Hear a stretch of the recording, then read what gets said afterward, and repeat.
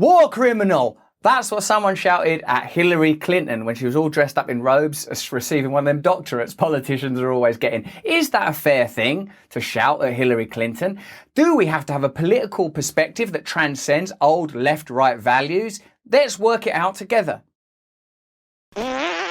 Over the last couple of weeks, we've done videos about Trump, Clinton and Russiagate. That got loads and loads of views, and I endured a wee bit of flack from that, you know, where people started saying, oh, are you a Trump supporter? Are you this? Are you that? Just to be clear, I want people to feel empowered no matter where they stand politically and believe in open discourse from across the political spectrum. I'm concerned about censorship, the manipulation of media narratives and people trying to shut down conversation and debate and turn people against one another on the basis of political labels that I don't think are as significant as people are telling us they are. I believe we're all human beings. There's a way back for all of us. And from this old, dead, decaying model of old school politics, something new and beautiful will emerge. Last week also we talked about George W. Bush and the criticism he received from a war vet calling him out. I believe he was Republican. Hillary Clinton, I believe, is a Democrat. So let's have a look at the charges that were hollered at her across some university hall and see if it's a fair allegation or not. Hillary Clinton was heckled and booed by a crowd outside of Queen's University in Belfast on Friday as she attended a ceremony installing her as the college's chancellor. Now that's meant to be an honour, isn't it, when things like that happen to you? Would you like to be the chancellor? Yes, I would like to be the chancellor. Do I get to dress up in stupid stuff? You bet your ass you do, lady. One person could be heard screaming war criminal at least a dozen times, while someone else in the group shouted shame on Queens. Now, what do these people believe in? I would say these are probably not Trump supporters over there in Belfast, probably people with a vested interest in the narratives around the Iraq war, the handling of various campaigns that happened under various Democrat administrations, and probably sees much of it as hypocritical. We don't know yet, though, because we ain't read the story. Let's have a look. Look before you leap, baby. Clinton appeared to be unfazed by the taunting and gave a quick wave before ascending the college's steps. You can't appear fazed. Secretary Clinton is an internationally recognised public servant who has an enormous amount to offer the university and will continue to work as a key advocate for Queen's on the international stage, Professor Ian Greer, the President and Vice Chancellor of Queen's University, said in a statement. You know, like universities, they've probably got all sorts of obligations to provide funding, to have a little bit of status, to campaign around the world, to deal with their complex histories and their ties to European institutions that they probably don't want to be connected to no more. Everyone's out there greasing the wheels, trying to cope, trying to form alliances. So these people are just doing their job. The term is for 5 years and will be largely ceremonial. You would think so, wouldn't you? Largely ceremonial. That means the job is nothing. A ceremonial job. Put this on. Clinton will oversee graduation ceremonies, serve as the university's ambassador and offer advice to senior management. She will also be in charge of all gardening. What? I gotta do all the gardening? Yeah, it's gonna take ages. Look at this. We're gonna need this whole thing landscape. Look, we've got a gravel pit over here that needs sorting out. What? Clinton said during her inauguration ceremony, with hope comes responsibilities. You bet. The responsibility to be a citizen, to be willing to discuss and learn from people unlike yourselves. It's weird, isn't it? Don't you notice that politicians are always saying things that if they'd done them, that would be cool? Like democracy itself. Democracy is so every person has a voice. Love it. Is that what you get? Nope. Your voice could be used to say this or this. That's what democracy boils down to. She added, to debate and compromise in search of common ground, to participate in our shared institution, to respect the rights, dignity and needs of all people and uphold the rule of law. That is beautiful. I make me want to cry. It's so lovely. I want to believe in that person. I want to believe.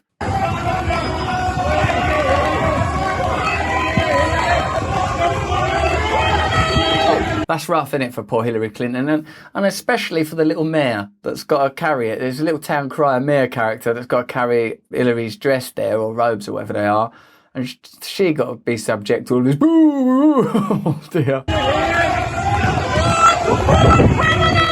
Also, I don't like to be wearing stupid stuff if I'm being shouted at. Do you know what I mean? I'll be like, oh, this has got to go now. I'm being shouted at. Wow, so this person in particular believes they're a war criminal, and to appoint Hillary Clinton to this position is deeply at odds with the college's ideology. So we'll have to look at that, of course.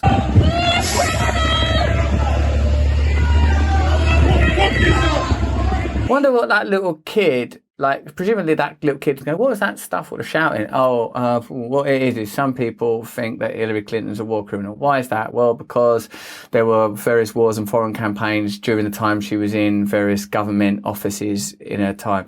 Right. What were these wars? Okay, well, there's quite a lot of them. Actually, there was always at least one going on. Okay, why are people suspicious about these wars? Well, because under investigation, it looks like there are economic imperatives that serve certain corporate interests rather than the stated national interests that people went to war with. Right. Can I go and watch Peppa Pig now, please? It's getting a bit too much.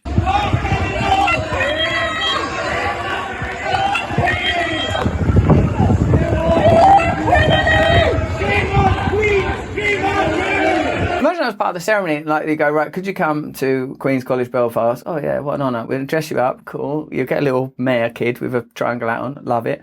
There's going to be people shouting, war criminal, war criminal, war criminal, while you walk up some sort of 1950s municipal looking steps outside a jaded town hall from like a documentary about Slough. Do you know what? What time's Peppa Pig start?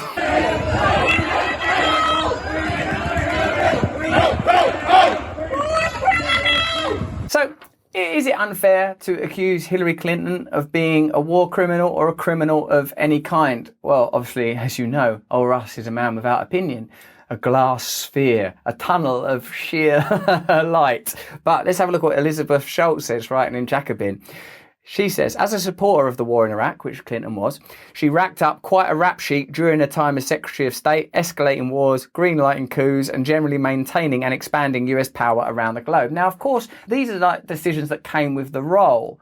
So you can say, well, Hillary Clinton was just doing her job. You can say that. Then you can just look at what is American foreign policy intended to achieve. Do you think it's for the benefit of ordinary Americans, folks in Delaware, Iowa, Mississippi? Are they all benefiting from this? Or would you be horrified to learn that there were various military industrial complex type relationships? We'll link to a video, of course, afterwards to show you our working out. And do you think that possibly there are other agenda at play? You decide for yourself. In 2009, Clinton stood with Defense Secretary Robert Gates, a Republican, and called for more than 30,000 more troops in Afghanistan. Now, we've done videos on the war in Afghanistan, and what certain people believe, notably Julian Assange, that the war in Afghanistan was intended to be a long war and that the priorities were not what the impact would be on American military life or Afghan civilian or military life, but that it would continue to generate profits and transfer taxes. Now, is the term war criminal justified for that? If someone's actions fall within their role and within the law, does that exempt them from charges of criminality? Certainly from a judicial perspective it does, but from a moral perspective, I guess that's a question you would have to ask yourself. On most foreign policy decisions, including Libya, Clinton was in favour of equally aggressive action, if not more so, than former Bush appointee Gates. Clinton and Obama got away with hawkish policies because they stuck to the language of humanitarian intervention and liberation. I mean, we're suckers, aren't we, for that? We've got to do a humanitarian intervention. We've got to liberate these people. Oh, thanks for the liberation and the interventions, guys. We're so willing to believe. Sometimes I think of us as like, ducklings or puppies, so easily led. Such simple, lovely little creatures, fallible though we may be. Clinton helped assert the right of the US government to intervene in any country of its choosing using the most brutal means possible. The most brutal means possible to achieve its ends. Clinton was an enthusiastic supporter of Obama's decision to step up the use of drone warfare in Pakistan, Yemen and Somalia. Clinton and the Obama administration sold the drone program as a precise and effective way to target terrorists with fewer risks of collateral damage, but the numbers tell a different story. In his investigative report entitled The Drone Papers, The Intercept's Jeremy Scarhill demonstrates that the drone program is far from precise and that the death of civilians is a common gamble the US willingly makes. During one 5-month period of the operation, according to the documents, nearly 90% of the people killed in airstrikes were not the intended targets. We've got this very precise killing technology. We killed loads of people. God, it's precise, was it? How many of them were intended targets? Well, as many as 1 in 10 of them people dead now, all their blood and lives just scattered about, as many as 1 in 10 of them we intended to kill. What about the other 9? That was an unfortunate mistake. As Secretary of State, Clinton made it a business to make sure the world was open for US business. From securing defence contracts for Lockheed Martin to brokering deals to build nuclear power plants for Westinghouse, Clinton and her ambassador CEOs travelled the globe to bring foreign governments and US companies together. We have to position ourselves to lead in a world where security is shaped in boardrooms and on trading floors as well as on battlefields, Clinton said. Oh my God, it's chilling. It's chilling. It's chilling. I don't think you have to be an ardent supporter of Donald Trump or a Republican. And I know that a lot of you are Republican, and I know a lot of you do support Donald Trump. And I think you know that that's not the way I see the world. But to read something like this about Clinton, particularly in the way that she is generally rendered by the media, the broadly sympathetic treatment she receives from liberal media, shows to me a real lack of objectivity in media. And the fact that you're not able to safely talk about this without experiencing personal smears and slurs, that doesn't make me less concerned. Trading floors and battlefields, that's essentially saying that decisions are made on behalf of corporate interests. That's saying that. We're making decisions on behalf of corporate interests. Like, you might call yourself a realist there. Well, we're realists. Well, let me tell you another reality. People died as a result of those wars. Let me tell you another reality. People are grieving their children, fathers, daughters, wives, family members dying as a result of that corporate realism, if you want to call it that.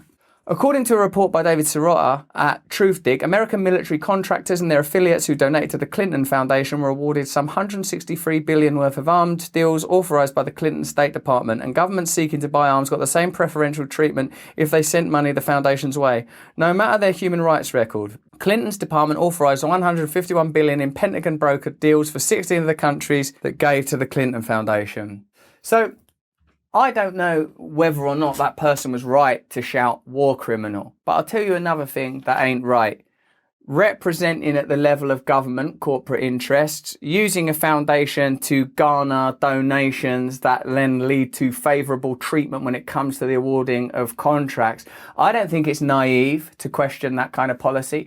I don't think it's naive to question that kind of ideology. I don't think it's worthy of smears or censorship to bring conversation and bring light to important subjects like this, which for me are transcendent of political alliances, that are about basic human values, togetherness, honour. What are your values? Who are you? What kind of world do you want to participate in? This public sphere belongs to us, not to anybody else. This isn't something that can be controlled and inhibited and censored. This is a space that exists on an equal footing between all of us. Admittedly, I've got some skills or some breaks, around the number of followers and stuff. But I want to hear your comments. I want to hear what you think about this. I want to hear what you think about these issues and the way that they're presented publicly. And I want to hear what you think we could do to improve things and do things better, because I believe in your intelligence. I believe in your credibility and your good intentions. Let's keep this conversation going. If you liked this video, have a look at this one. And then if you want to meditate, sign up to Awakening with Russell Brand, because you need peace inside you. The only way out is in, baby. It's the only way out. And if you want to sign up to our mailing list, please do. Then we can communicate directly. Thanks for watching. Stay free.